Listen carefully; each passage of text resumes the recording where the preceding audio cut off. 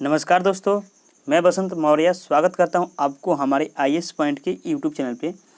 दोस्तों, आज हम लोग क्लास 8 के ज्योग्राफी एनसीईआरटी के चैप्टर नंबर 2 के पार्ट 2 को कवर करने वाले हैं। जैसा कि हमने पिछले वीडियो में पार्ट 1 को कवर कर चुका है। अगर आपने उस वीडियो को नहीं देखा है तो नीचे डिस्क्रिप्शन में उसका लिंक दिया गया है, आप जा कर के सभी वीडियो को आसानी से देख सकते हैं। पिछले पार्ट 1 वाली वीडियो को देख सकते हैं। तो जैसा कि हमने पिछले पार्ट 1 में पढ़ चुका है, देखिए ये हमारा चैप्टर नंबर 2 है, इसी का पार्ट 2 है ये, और पार्ट 1 पिछले वीडियो में पढ़ाया गया है, तो आप देख लीजिएगा। इसमें पार्ट 1 में हम पढ़ चुके हैं भूमि मुद्रा के बारे में और भू संकलन के बारे में। आज हम लोग पढ़ने वाले हैं, आज हम लोग का टॉपिक है जल। तो चलिए शुरू करते हैं। देखिए, जल एक महत्वपूर्ण नवीकरणीय प्राकृतिक संसाधन है। भूपृष्ठ पर यानी कि हमारी पृथ्वी पर यह 3 भाग जल से ढका है। 71% भाग पृथ्वी का जल से ढका हुआ है। देखिए, 97% जो भाग है हमारी पृथ्वी का, वह यह महासागर, समुद्र और ऐसे जलों से है जो कि मनुष्य के उपयोग के लिए नहीं है, और 0.01 हमारे पृथ्वी के भूपृष्ठ के नीचे है, जो हमारी धरती के नीचे जल है। तो चलिए शुरू करते हैं। देखिए, इसलिए इसे जल ग्रह कहना उपयुक्त है। इसे हम लोग जल ग्रह भी कहते हैं। लगभग 3.5 अरब वर्ष पहले जीवन आदि महासागरों से ही प्रारंभ हुआ था। जो हमारा जीवन है वह महासागरों से ही प्रारंभ हुआ था, शायद 300 करोड़ वर्ष पहले। यद्यपि आज भी महासागर पृथ्वी की सतह के 2/3 भाग को ढके हुए हैं। आज भी जो हमारी महासागर है पृथ्वी की 2/3 भाग को ढका हुआ है। आज भी आप देखिएगा तो महासागर, देखिए, और विविध प्रकार के पौधों और जंतुओं की मदद करते हैं। जो हमारी महासागर की जल है उससे पेड़ पौधों और जानवरों को काफ़ी मदद मिलता है, उन लोगों को पानी पीने के लिए या फिर पेड़ों की सिंचाई के लिए। लेकिन ये जल जो होते हैं ये लवणीय जल होते हैं, इनको मानव उपयोग में नहीं लाया जा सकता। और लवणीय जल केवल पृथ्वी पर 2.7% ही है। इसका हम लोगों का बचाव करना चाहिए। देखिए, 2.7% ही है जल का उपयोग। देखिए, इसका लगभग 70% भाग जो होता है पृथ्वी पर का जल का 70% भाग वह हमारी बर्फ चादरों और हिमानियों के रूप में अटलांटिक, ग्रीनलैंड और पर्वतीय प्रदेशों में पाया जाता है। जल का 70% भाग जो होता है वह बर्फ बन जाता है जम करके, और वह फिर पिघलता है, ज़्यादा गर्मी बनता है। तो ऐसा हमारी पर जलों की बर्बादी होती है। अपनी स्थिति के कारण ये मनुष्य की पहुँच के बाहर हैं। केवल 1% अलवणीय जल उपलब्ध है और वह मनुष्य के लिए उपयोगी है। 100% में केवल 1% ही भाग जो है जल का वह हमारे लिए उपयोगी है। तो देखिए, अब हम लोग को जल का बहुत कम उपयोग करना चाहिए, और जल का जो नल है उसको बंद करके रखना चाहिए। जल को हर आवश्यकताओं के अनुसार ही खर्च करना चाहिए, नहीं तो आने वाली पीढ़ी में जल की बहुत कमियां हो जाएगी, जिसकी वजह से महाकाल आ जाएगा हमारी पृथ्वी पर। देखिए, केवल 1% अलवण जल ही उपलब्ध है और वह मानव उपयोग के लिए उपयुक्त है। यह भौम जल नदियों और झीलों में पृष्ठ जल के रूप में, वायुमंडल के जल वाष्प के रूप में पाया जाता है। यहाँ पे देखिए दे रहा है कि आप जानते हैं एक टपकता नल 1 वर्ष में 1200 लीटर जल व्यर्थ करता है। आप लोग जल खोल देते हैं या फिर पानी नष्ट कर देते हैं, तो देख लीजिए अगर एक बूंद पानी गिरेगा तो इतना हमारा 1200 लीटर, एक नल से 1200 लीटर एक साल में नष्ट होता है। तो जोड़ लीजिएगा आप कितना नष्ट होगा जल। तो इसलिए जल की हम लोगों की रक्षा करनी चाहिए और जल का उपयोग बहुत कम करना चाहिए। देखिए, इसलिए अलवणीय जल पृथ्वी का सबसे अधिक मूल्यवान पदार्थ है। पृथ्वी पर जल ना बढ़ाया जा सकता और ना घटाया जा सकता है। इसकी कुल मात्रा स्थिर रहती है। देखिए, जल का जल चक्रण हो सकता है। अगर हम लोग बारिश की पानियों को गड्ढों या अपने छत के ऊपर उसको एकत्र कर दे तो सूर्य के प्रकाश के कारण जो उसका जल वाष्प होता है वह अवशोषित कर लेता है और वाष्पन क्रिया कर लेता है, और फिर वह बादल के रूप में पृथ्वी पर आता है। तो वह जल चक्रण कहलाता है। या फिर गड्ढे में इकट्ठा करने पर ऐसी जल की देखिए इसकी कुल मात्रा में स्थिर रहती है, इसकी प्रचुरता में विविध प्रतीत होती है क्योंकि यह वाष्पीकरण, वाष्पण और वाह की प्रक्रियाओं द्वारा महासागरों, वायु, भूमि और पुनः महासागरों में चक्रण द्वारा निरंतर गतिशील है। जैसा कि हम जानते हैं इसे जल चक्र कहते हैं, वो तो अभी मैं आपको बताया। मनुष्य जल की बड़ी मात्रा का उपयोग न केवल पीने और धुलाई में करता है वरन उत्पादन प्रक्रिया में भी करता है। जल का उपयोग मनुष्य केवल पीने और कपड़ा धोने में ही नहीं करता बल्कि वह अपनी प्रक्रिया और अन्य प्रक्रिया जैसे अपना खेती हो गया, कृषि हो गया और बहुत सारे कंपनियों में भी जल का उपयोग किया जाता है। लेकिन सबसे ज़्यादा तो उपयोग इसका कृषि में किया जाता है सबसे ज़्यादा, तो उससे तो वाष्पन किया जाता है। लेकिन मनुष्य जो करता है यह जल की बर्बादी होती है, लेकिन फिर भी जल की बहुत कमी होती है। देखिए विद्युत उत्पादन करने में प्रयोग किया जाता है जल का। हमारे जल जो होते हैं नदियों पे बांध लगा करके टरबाइन के माध्यम से विद्युत की उत्पत्ति होती है। और समुद्र में भी जो समुद्र की ज्वार भाटा है उसको भी, वो भी तो जल है, उसका भी उपयोग हम लोग जल विद्युत करने में प्रयोग करते हैं। जल स्रोतों के सूखने अथवा जल प्रदूषण के कारण और लवणीय जल की आपूर्ति की कमी के कारक बढ़ती जनसंख्या, भोजन और नकदी फसलों की बढ़ती मांगे, बढ़ती नागरिकीकरण और बेहतर होता जीवन स्तर है। देखिए जितनी जनसंख्या बढ़ेगी उतना जल का खर्चा होगा, तो इसके लिए जनसंख्या पर भी रोक लगना चाहिए और हमारे भोजन पर भी, फसलों पर भी, सब चीज़ पे भी तो कमियां आएगी जैसे जैसे जनसंख्या बढ़ेगी।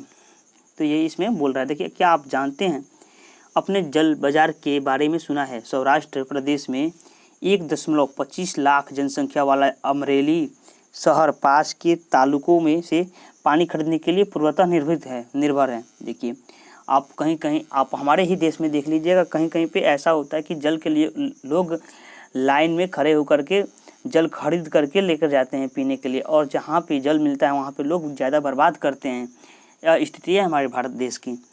और विश्व में देखिए कहाँ कहाँ की जल की समस्या है, मैं आपको इसी माध्यम से, इसी चैप्टर के माध्यम से बताऊँगा। जल उपलब्धता की समस्या। विश्व के कई ऐसे प्रदेश भी है जहाँ पे जल की कमी है।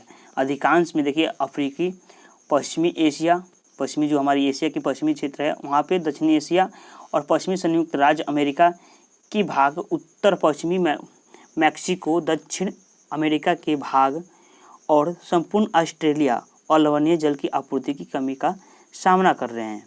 यहाँ पर भी जल की बहुत कमी है। अलवणीय जल, लवणीय जल है लेकिन अलवणीय जल नहीं है जिसका उपयोग मनुष्य करता है पीने के लिए। अलवणीय जल यहाँ पे उपलब्ध नहीं है। लवणीय जल उपलब्ध है, जो नमकीन होता है उसका उपयोग मनुष्य नहीं कर सकता है पीने के लिए। देखिए ये देश ऐसे जलवायु प्रदेशों में स्थित हैं जहाँ अक्सर सूखा पड़ता रहता है, उनमें जलाभाव की अधिक समस्या बनी रहती है। इस प्रकार जल की अभाव मौसमी अथवा वार्षिक वर्षभर विविधता के परिणाम स्वरूप हो सकता है अथवा अति उपयोग और जल स्रोतों के संदूषण के कारण भी जल का अभाव हो सकता है। देखिए ये हमारी यमुना नदी का हाल है, देख लीजिए कितनी सूखी हुई है। देखिए जल संसाधनों का संरक्षण आज के विश्व में शुद्ध तथा पर्याप्त जल स्रोतों तक पहुंचाना एक बड़ी समस्या बन गई है। आज के ज़माने में अगर विश्व भर में शुद्ध जल पहुंचाना हो तो बहुत बड़ी समस्या बन गई है। इस क्षीण होते संसाधन के संरक्षण के लिए कदम उठाने चाहिए। यद्यपि जल एक नवीकरणीय संसाधन है तथा इसका अति उपयोग और प्रदूषण इसे उपयोग के लिए अनुपयुक्त बना देते हैं। अशोधित या आंशिक रूप से शोधित वाहित मल, कृषि रसायनों का विसर्जन और जल निकायों में औद्योगिक बहिस्त्राव जल के प्रमुख संदूषक हैं। देखिए इनमें शामिल नाइट्रेट धातुएं और पीड़कनाशी जल को प्रदूषित कर देता है। इनमें से अधिकांश रसायन अजैविकरण होने के कारण जल द्वारा मानव शरीर में पहुंच जाते हैं। देखिए आप देखिएगा तो कहीं कहीं पे नदियों में मशीन लगा करके जल को रिफाइनरी करके सप्लाई किया जाता है शहरों में, जल की कमी के कारण। ऐसा होता है जल की कमी के कारण, और ज़्यादातर जल की कमी शहरों क्षेत्र में है क्योंकि शहर में ज़्यादा जनसंख्या है और वहाँ पे मकान, बिल्डिंग, प्रदूषण ये सब बहुत ज़्यादा है। तो देखिए वही मैं आपको बता रहा हूँ कि जल का उपयोग बहुत कम कीजिए। देखिए इनमें से अधिकांश रसायन अजैव निम्नीकरणीय होने के कारण जल द्वारा मानव शरीर में पहुँचाए जाते हैं। देखिए, इन प्रदूषकों को जल निकायों में छोड़ने से पूर्व बहिस्त्रावों को उपयुक्त विधि से शोधित करके जल प्रदूषित नियंत्रित किया जा सकता है। देखिए ऐसा, देखिए ये सिंचाई है। ये अगर महाराष्ट्र में आप जाइएगा, इधर भोपाल में जाइएगा तो ऐसे ही सिंचाई होती है कि देखिए फुहारा टाइप की सिंचाई होती है कि जल जो है फसलों पे पड़े, लेकिन वाष्पन की क्रिया से जल और फसलों के में जाए और आसमान में भी जाए, जिससे जल चक्र पुनः हो सके और जल की मात्रा वैसे ही बनी रहे। आइए आगे देखते हैं। वन और अन्य वनस्पति आवरण धरातलीय प्रवाह को मद्द करते हैं और भूमिगत जल को पुनः पूरित करते हैं। जल संग्रह पृष्ठीय प्रवाह को बचाने की दूसरी विधि है। जल रिसाव को कम करने के लिए खेतों की संचित करने वाली नहरों को ठीक से पक्का करनी चाहिए। जो जल को हम लोग सप्लाई करते हैं तो जो नहरें होती है उनकी दोनों साइड पक्की होनी चाहिए और नीचे भी, ताकि जल हमारी बर्बाद ना हो। नहीं कहीं पे नहरें टूट जाने की वजह से जल काफ़ी बर्बाद होती है, जिसकी वजह से यहाँ पे बोल रहा है। देखिए ये देखिए होनी रिसाव और वाष्पीकरण से होने वाली जल क्षति को रोकने के लिए क्षेत्र की स्प्रिंकलरों से सिंचाई करना अधिक प्रभावी विधि है। वाष्पीकरण की अधिक दर वाले शुष्क प्रदेशों में सिंचाई की ड्रिप अथवा टपकन विधि बहुत उपयोगी होती है। सिंचाई की इन विधियों का अपनाकर बहुमूल्य जल संसाधनों की संरक्षित किया जा सकता है। ड्रिप सिंचाई क्या होता है? तो देखिए ड्रिप सिंचाई भी ऐसे ही होता है, जो क्या किया जाता है, झरना टाइप की खेतों में बना दिया जाता है और इसमें मोटर के द्वारा जल को भेजा जाता है।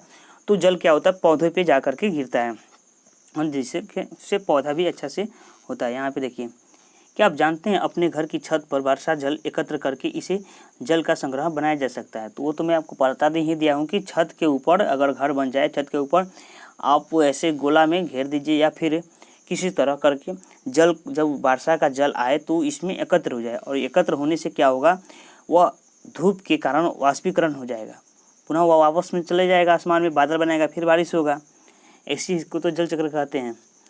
देखिए उपयोग में लाना जाए, जल वर्षा जल संग्रह कहलाता है। औसतन 2 घंटे की वर्षा का एक दौर 8000 लीटर जल बचाने के लिए काफ़ी होता है। 2 घंटा अगर बारिश होगा उसका जल का उपयोग आप करके बचा लेते हैं तो। आइए अब हम लोग जानते हैं प्राकृतिक वनस्पति और वन्य जीवन। स्कूल के बच्चे हस्तलिपि प्रदर्शनी में घूम रहे थे। प्रदर्शनी की वस्तुएं देश के विभिन्न भागों में एकत्रित किए गए थी। मोना ने एक थैला हाथ में लिया, उठाया और उत्साह से कहा, यह एक सुंदर हैंड बैग है। अध्यापिका ने कहा, हाँ यह जूट से बना है। क्या आप उन टुकड़ियों, दीप छत्रों और कुर्सियों को देखते हैं? वे बेत और बांस की बनी हैं। भारत की पूर्वी और पूर्वी आंध्र प्रदेशों में बांस प्रचुर मात्रा में पाया जाता है।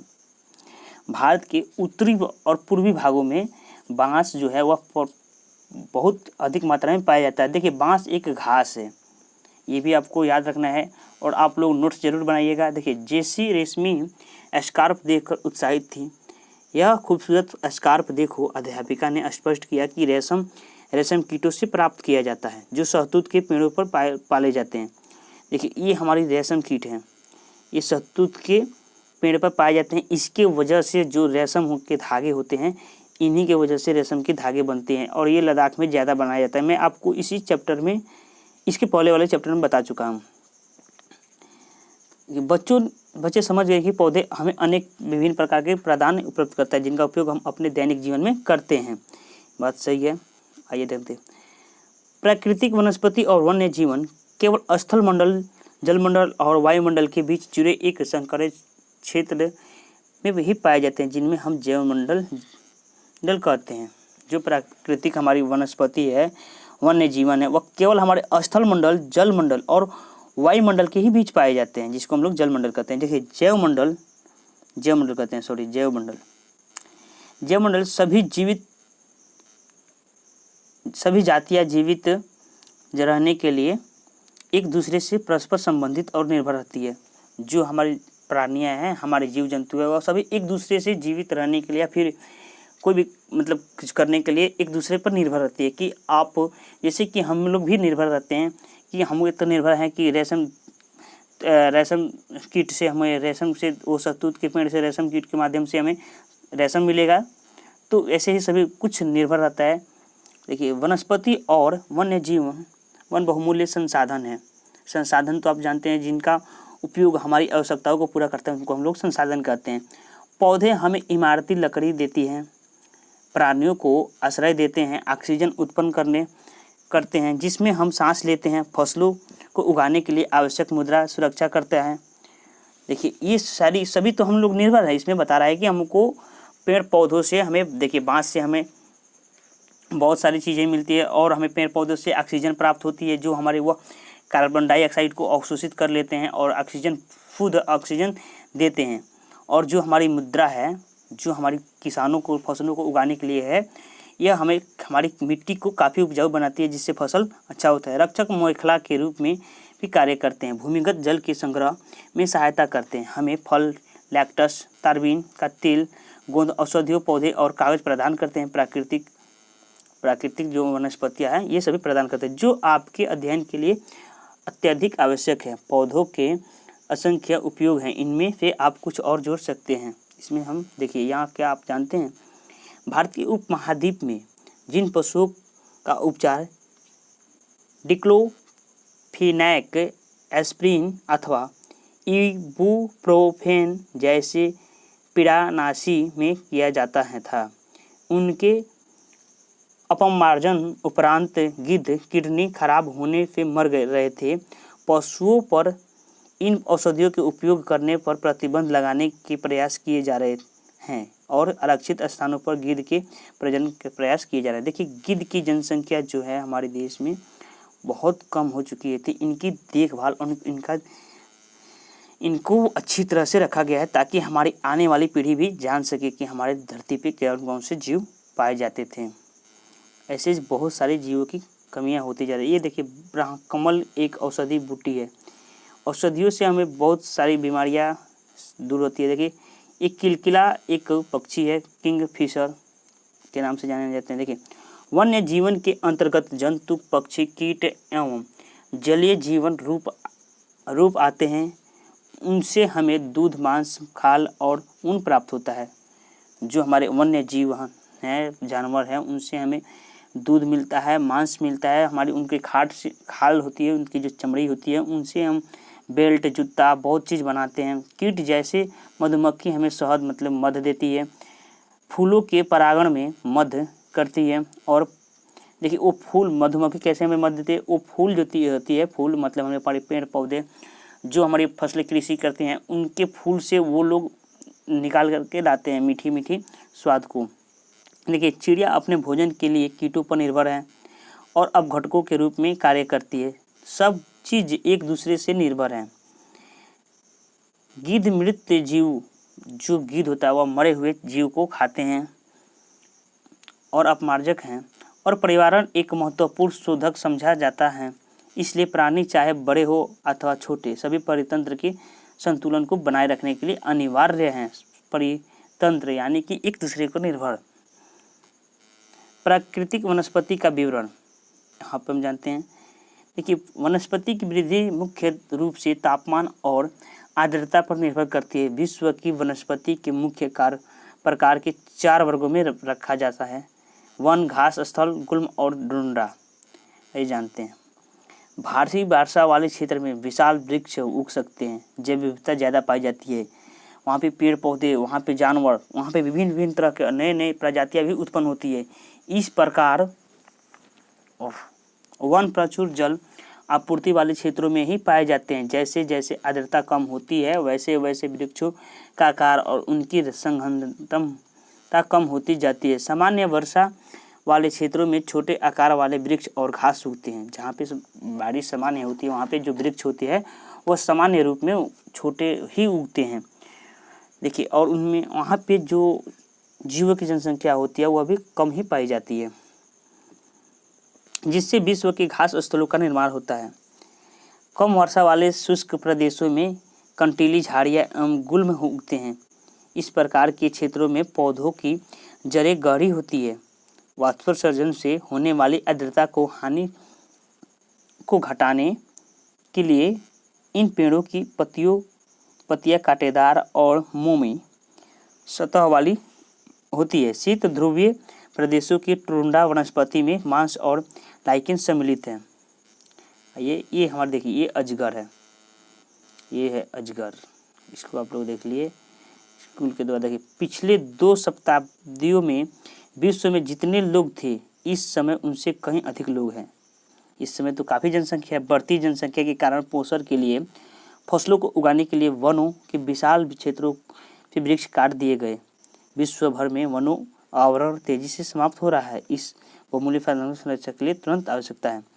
देखिए, जो हमारी पहले की जनसंख्या थी उससे इस समय हमारी देश की संख्या, हमारी विश्व की संख्या काफ़ी अधिक है। और जब जनसंख्या बढ़ेगा तो मकान भी बढ़ेगा, लोग कृषि करने के लिए अपना ज़मीन भी तो खोजेंगे। तो उसके लिए पेड़ों की, जंगलों की सफाई होती जा रही है, जिसके वजह से काफ़ी हमारी जो संसाधन है उनको रोकने के लिए थोड़ी उनकी प्रॉब्लम होती है। देखिए, प्राकृतिक वनस्पति और वन्य जीवन का संरक्षण। वन हमारी संपदा है, पौधे जंतुओं को आश्रय प्रदान करते हैं और साथ ही परितंत्र को भी सुरक्षित कर रखते हैं। जलवायु में परिवर्तन और मानव हस्तक्षेप के कारण पौधों और जंतुओं के प्राकृतिक आवास नष्ट हो सकते हैं। बहुत सी जातियां असुरक्षित अथवा संकटापन्न हैं और कुछ लुप्त होने के कगार पर हैं। देखिए, जो हमारे जंगलों की कटाई होती है तो उनमें जो पक्षियाँ, जो जीव जंतु, जो जानवर रहते हैं, वह उनकी जो जनसंख्या होती है वह दिन प्रतिदिन कम होती जा रहे हैं। उनका लोग शिकार करते जा रहे हैं और कुछ भाग जा रहे हैं, कुछ मर जा रहे हैं। तो उनकी जो जनसंख्या है बहुत कम होती जा रही है। वो कुछ लुप्त होने पर, यानी कि समाप्त होने के कगार पर ही हैं। वन्यमूलन मुद्दा, अपरदन निर्माण कार्य, दावानल और भूस्खलन में से कुछ मानव और प्राकृतिक कारक हैं जो मिलकर इन महत्वपूर्ण प्राकृतिक संसाधनों को लुप्त होने की प्रक्रिया को बढ़ावा देते हैं। आज की मुख्य चिंताओं में से एक अनाधिकार शिकार करने की संख्या को बढ़ाना है, जिससे कुछ खास प्रजातियों की जनसंख्या।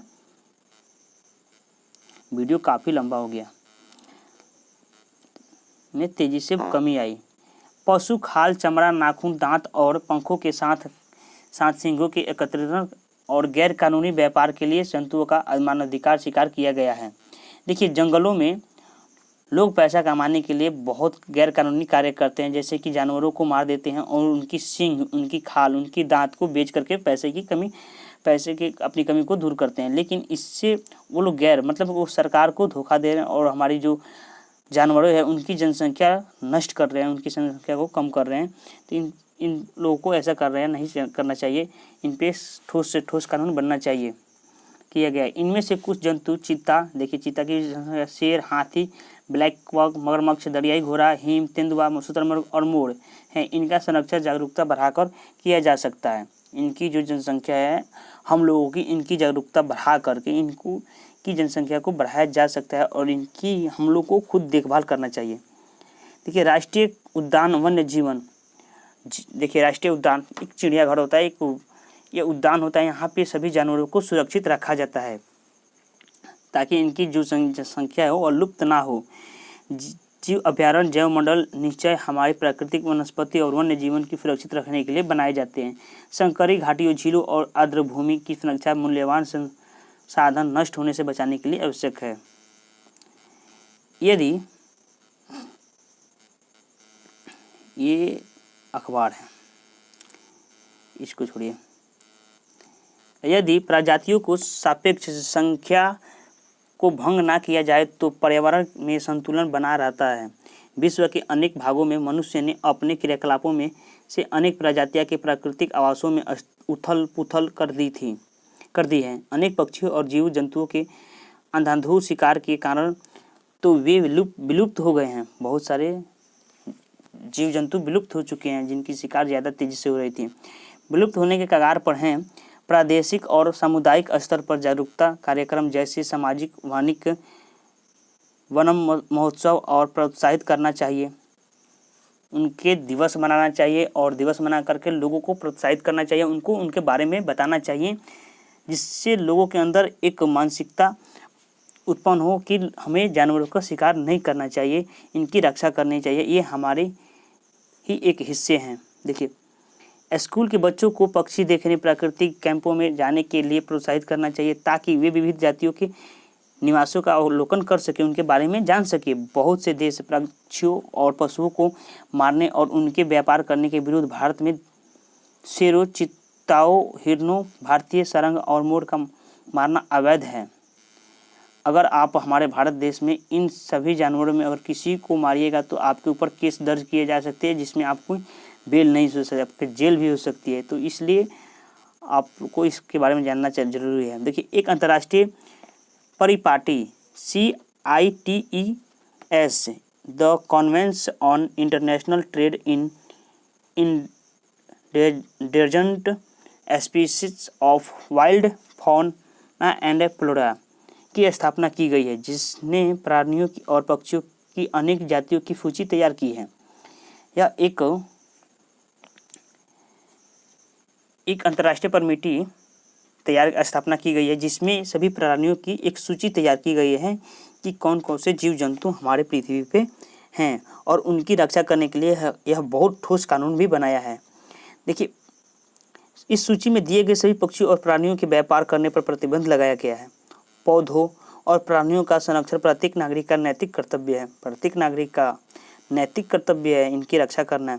देखिए, राष्ट्रीय उद्यान वर्तमान और भविष्य की पीढ़ी के लिए एक या एक से अधिक परितंत्र की पारिस्थितिकी एकत्र की रक्षा के लिए नामित किया गया प्राकृतिक क्षेत्र है। देखिए, चित्तल की झुंड है। चित्तल ये जानवर है। देखिए, इसको मैं आपको जूम करके दिखाता हूँ। आप यूट्यूब पे सर्च करके देखिएगा चित्तल, पता चलेगा।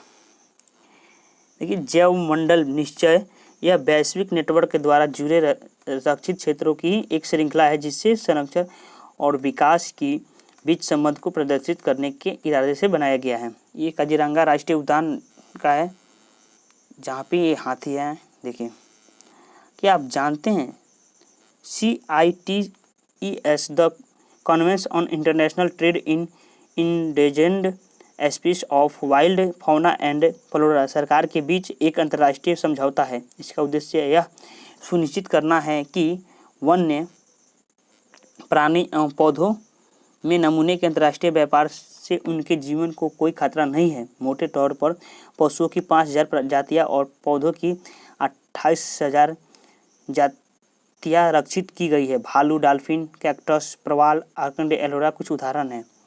ये सभी जानवरों की सूची तैयार किया। तो हम लोग का चैप्टर समाप्त हो गया दोस्तों। अब हम अगले वीडियो में मिलेंगे चैप्टर नंबर 3 को। तो चलिए, अगर आपने हमारे चैनल पर नए हैं तो प्लीज़ चैनल को सब्सक्राइब कर लीजिए और लाइक कीजिए, शेयर कीजिए, कमेंट कीजिए। तो चलिए, मिलते हैं अगले वीडियो में। जय हिंद, जय भारत, वंदे मातरम। काफ़ी वीडियो लंबा हो चुका है। वंदे मातरम।